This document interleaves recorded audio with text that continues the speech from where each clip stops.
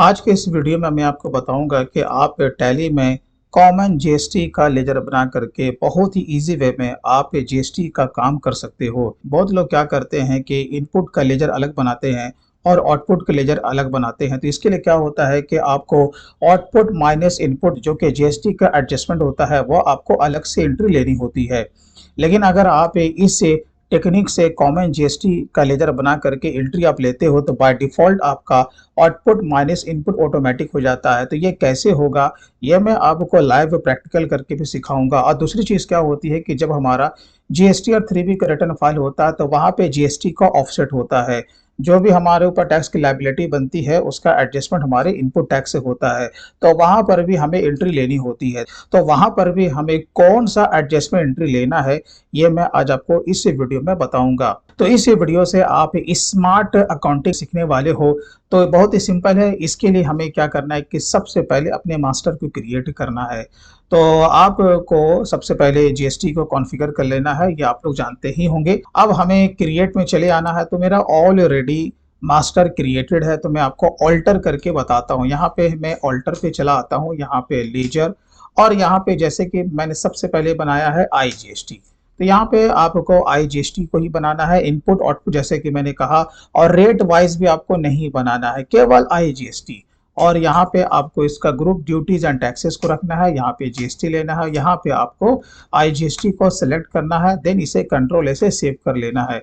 इसी तरीके से आपका जो CGST है आप सेम मास्टर को क्रिएट करेंगे, ड्यूटीज एंड टैक्सेस, यहाँ पे जीएसटी, यहाँ पे आपको CGST को सेलेक्ट करना है, देन कंट्रोल इसे सेव कर लेना है।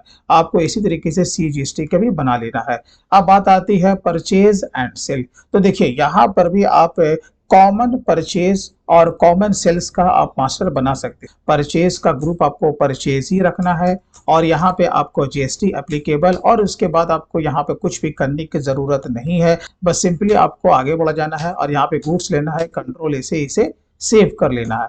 इसी तरीके से आपको सेल से जीएसटी का भी मास्टर क्रिएट कर लेना है। सेल का ग्रुप सेल होता है, यहाँ पे आपको एप्लीकेबल करना है, यहाँ पे आपको कुछ नहीं करना है, इंटर को प्रेस करना है, यहाँ पे गुड्स लेना है, कंट्रोल से सेव कर लेना है। टैली आपका ये जीएसटी का जो रेट का कैलकुलेशन है वो कैसे करेगा। तो अगर आप ट्रेडिंग कंपनी में काम करते हो तो आपको स्टॉक आइटम में डालना है। तो इसके लिए हमें क्या करना है, स्टॉक आइटम में चले आना। ये देखो मैंने पहले से ऑलरेडी एक बना के रखा है, जैसे Vivo V30। आपको अपने स्टॉक आइटम का नाम यहाँ पे टाइप कर देना है, और यहाँ पर देखो आप चाहे तो इसका ग्रुप भी बना सकते हैं। तो मैंने इसे फिलहाल अभी प्राइमरी में ही रखा है। इंटर को प्रेस करेंगे, यहाँ पे यूनिट लेंगे। जो बताने की बात ये है कि आपका ये जो स्टैट्यूटरी डिटेल्स, यहाँ जो जीएसटी है, यहाँ पे अब आपको एक्शन लेना है। मीन्स कि आपको यहाँ पे स्पेसिफाइड डिटेल्स ईयर लेना है, इसका जो भी HSN कोड होगा वो डाल देना है। आपको अगेन यहाँ पे स्पेसिफाइड डिटेल्स ईयर लेना है, यहाँ पे टैक्सेबल लेना है, और यहाँ पे आपको जीएसटी का रेट डालना है।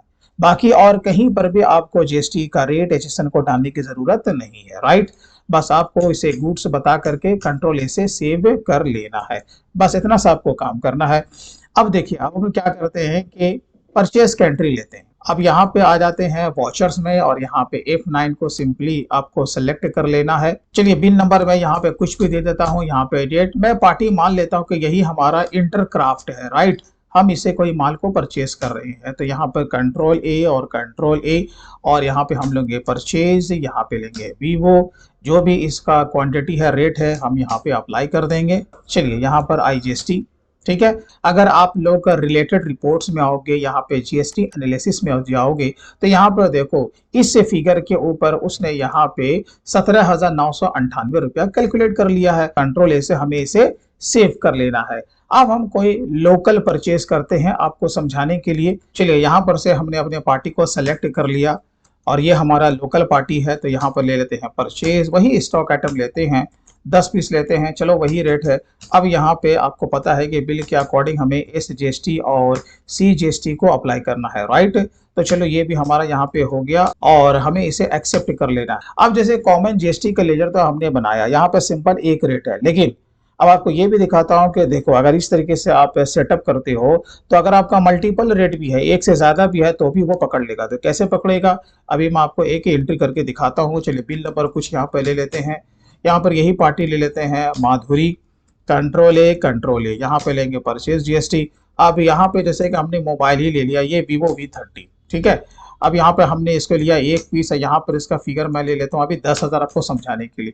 यहाँ पर मैं एक और कोई स्टॉक आइटम को मैं बनाता हूँ जिसका कि मैं रेट रखूंगा 5%। मैं कोई भी एक यहाँ पे एक बनाता हूँ। अब यहाँ पे देखो, यहाँ पे ले लेंगे यूनिट, यहाँ पे आएंगे, यहाँ पे स्पेसिफाइड डिटेल शेयर लेंगे, जो भी इसका HSN कोड होगा वो आपको दे देना है। अब जो यहाँ पर मैं रेट जो लगाने वाला हूँ आपको समझाने के लिए 5%, ठीक है। अब ऐसे समझो, चलो ठीक है। अब यहाँ पर हम इसे एक्सेप्ट कर लेंगे, यहाँ पर लेंगे एक पीस और इसका लगाएंगे 100 रुपया, ये देखो, ठीक है ना।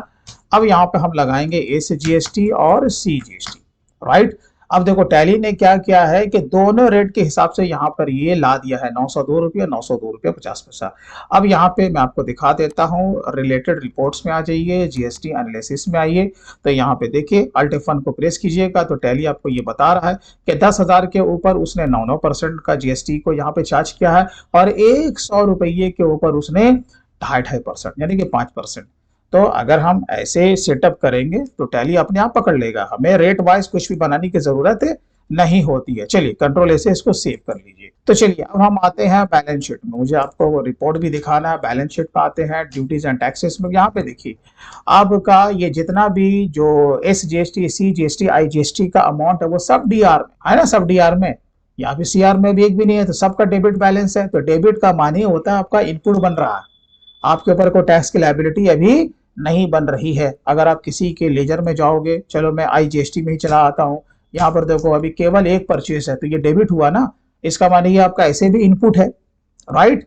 अब मैं आपको ये बताता हूँ कि अगर हम सेल का एंट्री लेते हैं तो ये कैसे होगा। आइए हम लोग सेल में आ जाते हैं, F8 को प्रेस कीजिएगा। चलो मान लेते हैं कि हम लोग काउंटर सेल ही करते हैं, तो हमने कैश को लिया, सेल को लिया, यहाँ पर हमने मोबाइल ले लिया Vivo V30, यहाँ 2 पीस ले लिया, यहाँ पे रेट लगा दिया 15,000 रुपया, ठीक है। अब यहाँ पे जो कि हमारे पास एसेसरी है एक पीस, वो भी हम ले लेते हैं। चलो यहाँ पे देखो हमने इसका 250 रुपये लगा दिया। अब आपको पता है कि हम क्या लगाएंगे, SGST और CGST लगाएंगे ना, Alt+A। यहाँ पर देखो GST एनालिसिस में आने के बाद यहाँ पर 30,000 के ऊपर 18% का GST चार्ज हुआ है और 250 के ऊपर 5% का GST चार्ज हुआ है।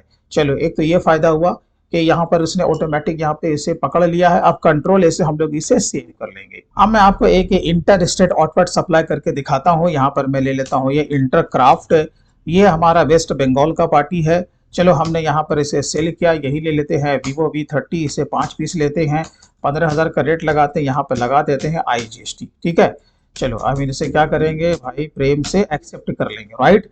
अब आते हैं हम लोग बैलेंस शीट में। ये देखो जब बैलेंस शीट में आते हैं तो यहाँ पर देखो ड्यूटीज एंड टैक्सेस अभी भी आपका यह माइनस पर दिखा रहा है, इसका माने हमारा ITC ज्यादा हो रहा है, ऊपर से ही पता चल रहा है। लेकिन आपको अंदर जाना है, देखो जैसे अंदर आएंगे तो यहाँ पर अभी भी सबका डेबिट बैलेंस है, राइट है, यहाँ पर सबका डेबिट बैलेंस है। लेकिन आप किसी भी एक लेजर में चले जाओ, मैं चला जाता हूँ IGST किसमें, तो यहाँ पर देखो डेबिट हुआ इतना फिगर, क्रेडिट हुआ इतना फिगर। जब लेजर में आते हैं तो हमें पता चल जाता है कि अभी हमारा फिलहाल जो है वो डेबिट बैलेंस निकल रहा है 4498, तो लेजर के हिसाब से मेरा ITC ही ज्यादा बन रहा है। अब जब फाइनली हम लोगों का रिटर्न जब जाएगा तो मैं यहाँ पर ऐसे मान लेता हूँ कि आपका कुछ डाटा कुछ इस तरह का था, ऐसे समझो।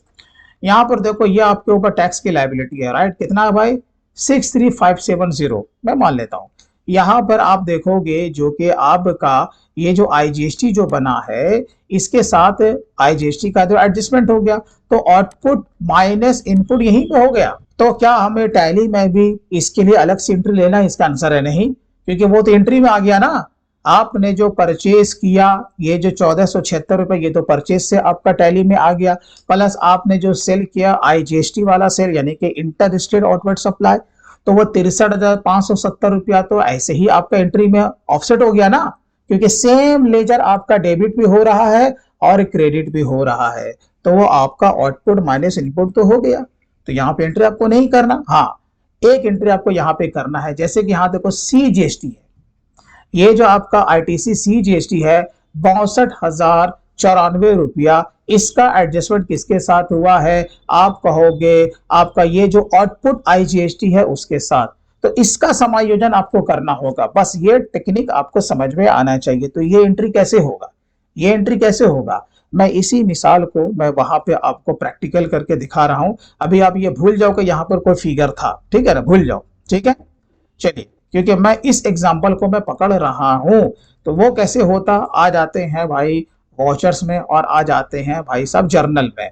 जो भी डेट होगा तारीख ले लीजिएगा। अब यहाँ पे देखिए, आपका ये आईटीसी है ना, मतलब कि इनपुट है, और ये सीजीएसटी है, तो इसका माने आपने परचेस किया होगा तो ये डेबिट हुआ होगा। आपको क्या करना है, रिवर्स कर देना है, बस एडजस्टमेंट में रिवर्स होता है। तो इसका माने ये क्रेडिट हो जाएगा, और ये आपका एंट्री में क्रेडिट हुआ होगा, आपको डेबिट कर देना है। तो आईजीएसटी आपको डेबिट कर देना है। कितना है भाई, 62,094 रुपया, 62,094 रुपया, ठीक है। और आपको क्रेडिट कर देना है सीजीएसटी को, ठीक है, 62,094 रुपया एक्सेप्ट कर लेना है। तो इस तरीके से अगर आप टैली में जीएसटी का सेटअप करते हो, तो आप शॉर्टकट तरीके से आप जीएसटी का सारा काम कर सकते हैं। तो दोस्तों, मैं उम्मीद करता हूँ कि वीडियो आपको अच्छा लगा होगा। अच्छा लगा हो तो कम से कम आप इसे लाइक जरूर करें। और अगर आप टैली अकाउंट्स और टैक्सेशन में हर तरह का काम सीखना चाहते हैं, तो आप हमारे tally and taxation mastery course में भी इनरोल कर सकते हैं। मैं अपने वेबसाइट का लिंक वीडियो के डिस्क्रिप्शन में दे दूंगा। तो चलिए दोस्तों, फिर मिलते हैं किसी दिन किसी और नए दूसरे टॉपिक के साथ। तब तक के लिए take care and bye bye.